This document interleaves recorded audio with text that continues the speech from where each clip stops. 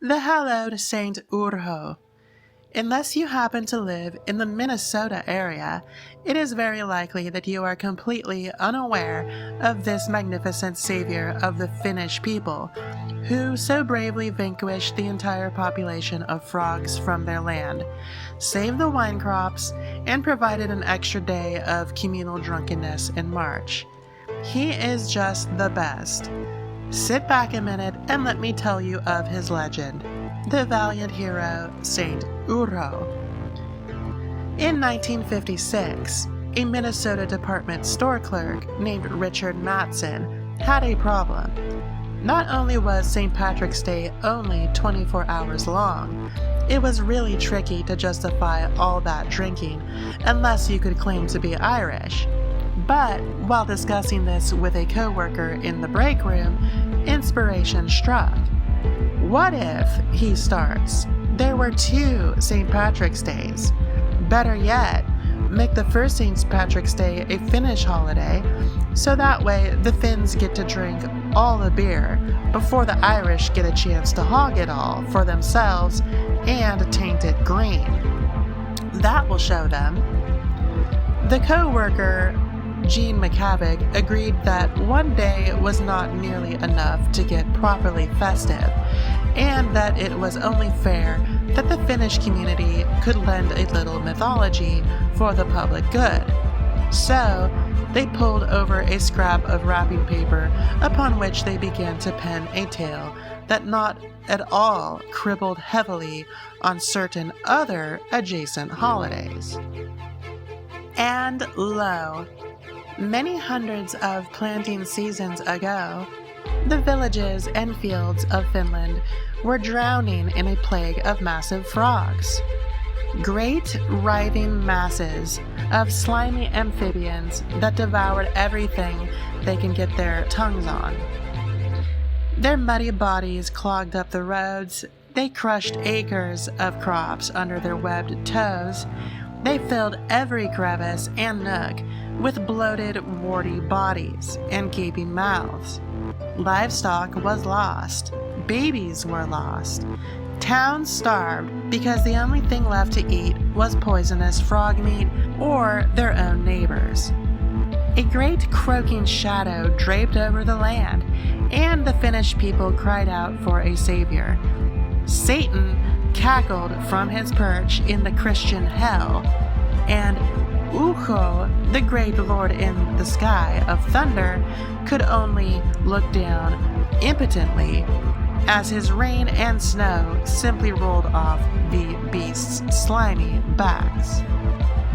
Urho, a 9-year-old boy, was sick of it. Waking up before the light of dawn on Sexton Marsh, he looked out upon the land of his family and saw that even the tree line was obscured by pulsating piles of vomit-colored flesh.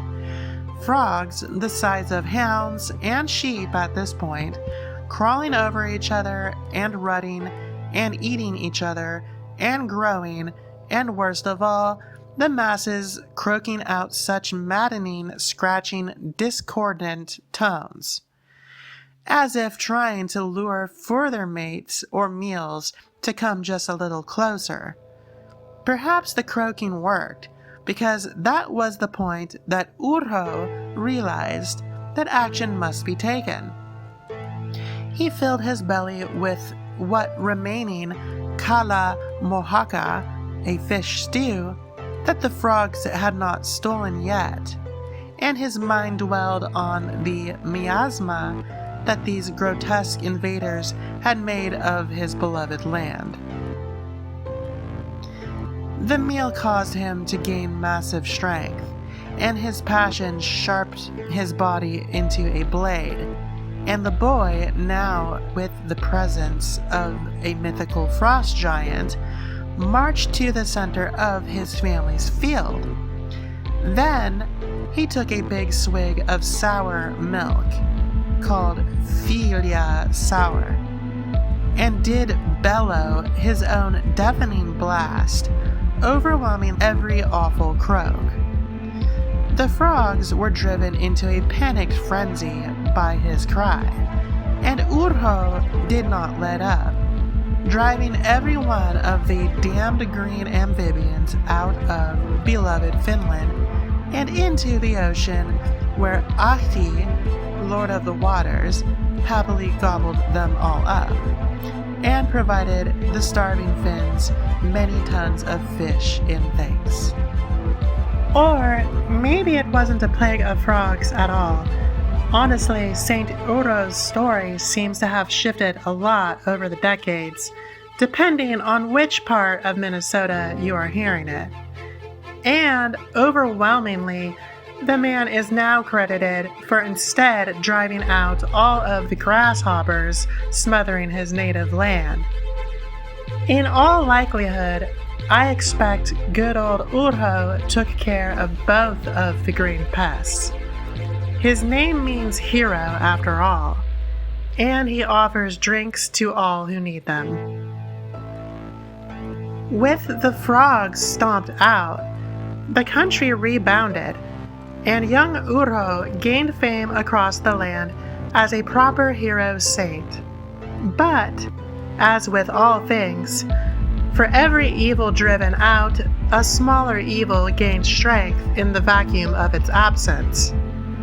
Where there are no longer frogs, insects take hold, rapidly replicating exponentially by the day. Great clouds of grasshoppers rose up to the sky and blacked out the sun and moon and stars. This was the height of Finland's grape season, and being a northern land, every hour of that season was crucial. The grasshoppers continued to multiply, eating the precious vines and denying them the sun to regenerate. When the vines were decimated, the grasshoppers turned to other food sources. The chittering masses mutated into a great swarm of carnivorous locusts, stretching from the Baltic Sea to the White, and it was hungry. None of this, of course, sat well with St. Urho, who, now freshly sober and cranky from his lack of sleep, had a very personal interest in the success of the year's wine harvest, and was urged by his fellows to once again drive this unruly pestilence from the land. As the tale goes, between the buzzing of the insects and the whining of the villagers, Urho snatches up a pitchfork and goes into a rage. Again, drinking deep from the filia sour that gives him strength, begins to strike wildly in every direction, yelling out, "Heina sirka, mine talka, he ten." Grasshopper, grasshopper, go from hence to hell. And skewering dozens of insects at a time on the prongs of a fork. Heina sirka, mine talka, he ten. He went on like this for several days, not stopping to sleep and tearing at the locust with teeth when he felt hungry. The locusts defended themselves, condensing and dispersing around the saint as a living cloud of mandibles and beating wings. They ripped at his clothes, took away huge chunks of his flesh, and poured down his throat and other orifices like 1,000 tendrils of a single multi-bodied entity, regaining power when needed by pulling in new numbers from across the countryside as Urho throttled the bodies in front of him. Weeks passed, and gradually the body of insects was thinned.